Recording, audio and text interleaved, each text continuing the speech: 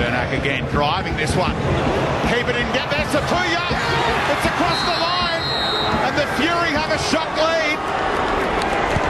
And Sseppuya is claiming it.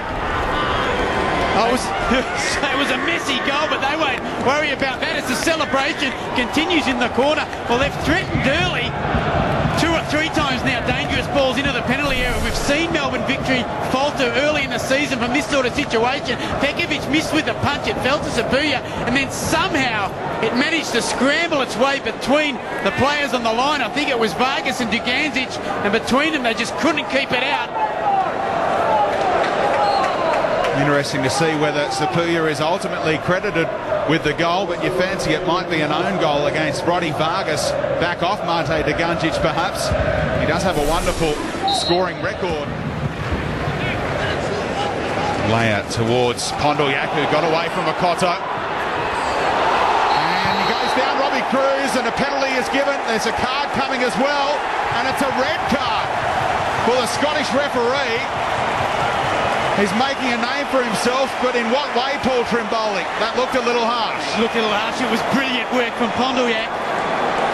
He just did the body work, got himself into space behind O'Connor. He drew Hughes across. He just laid it into the path, looking for Robbie Cruz. And it was Chris Grossman, I think, who came across. There was some contact, according to the referee. He pointed to the spot, didn't hesitate at all. The whistle very quick to the mouth and very quickly into the pocket for the red card. And Chris Grossman, we talked about how positive the start to the season had been for him. Well, this afternoon it started to unravel. Round 3 has turned into a nightmare. The referee saw something pretty cynical by Grossman. He had hands all over the shoulders of Cruz. No doubt that he's probably made the right decision, but is it a red card? I think it was probably a little bit harsh. There were some players coming across. Simon Story was trying to get across. Referee will claim he was the last man, and he was in shooting position. He was only about 12 yards from the goal. But the opportunity now for Melbourne from the spot to level things. And Kevin Muscat doesn't miss too many. He did miss in the grand final, famously, of course. Now the captain steps up, straight down the middle. And this is the script that the Melbourne Victory fans had in mind.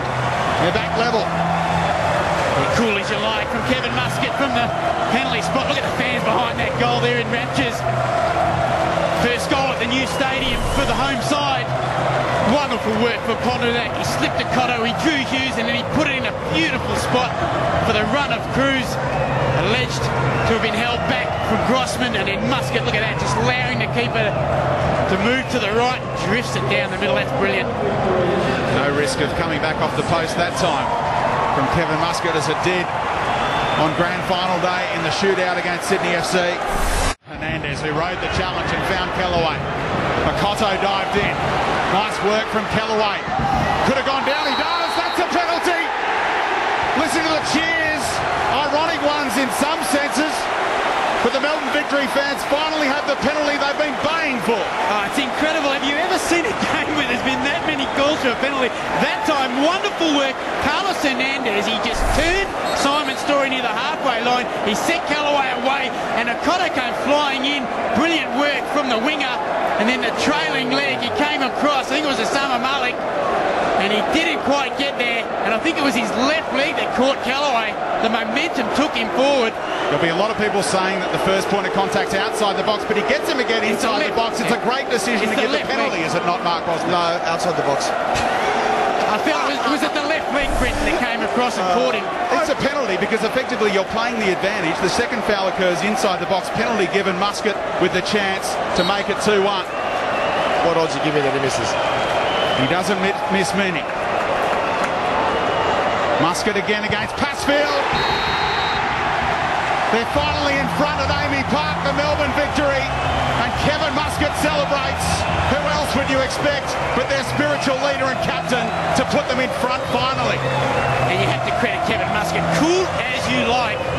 We remember that grand final miss out in the penalty shootout, but today, calm and clinical from the spot. Again, punched that one to the left of Pasfield, and it was coming. You just sensed it. They were starting to get space in behind. We see Callaway just got the toe, beautiful, and then Malik's left leg comes up, catches him on the shin, and his momentum took him down. And that's brilliant work from the winger. Credit Ernie Merrick. He made the change. He got Callaway on. He had him wide on the touchline, and it's reaped the benefit. And then Muscat, calm as you like.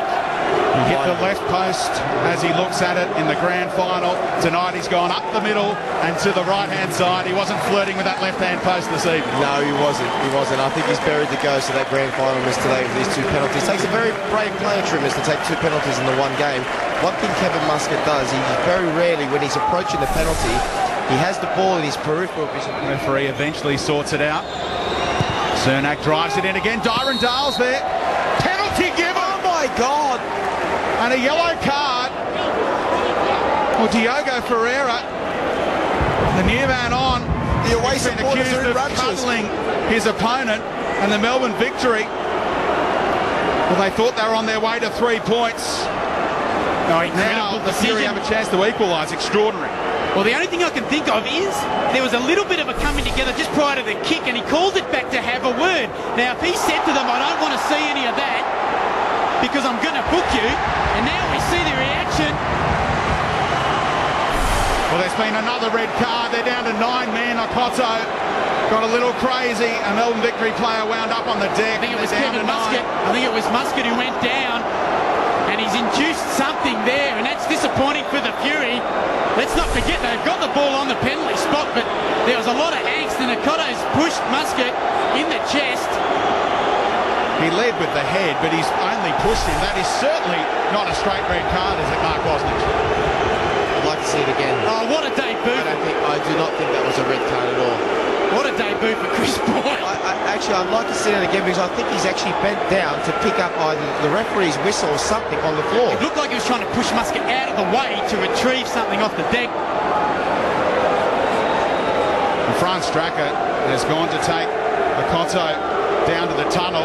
The coach felt he needed to get involved. He's given some sympathy by the 4th official to step out of his technical zone just to clear things up. Oh, Bozza, that post-match tonight's going to go for 2 hours. How much stoppage time is there going to be as well? But in the meantime, the Fury had the chance to equalise with 9 men.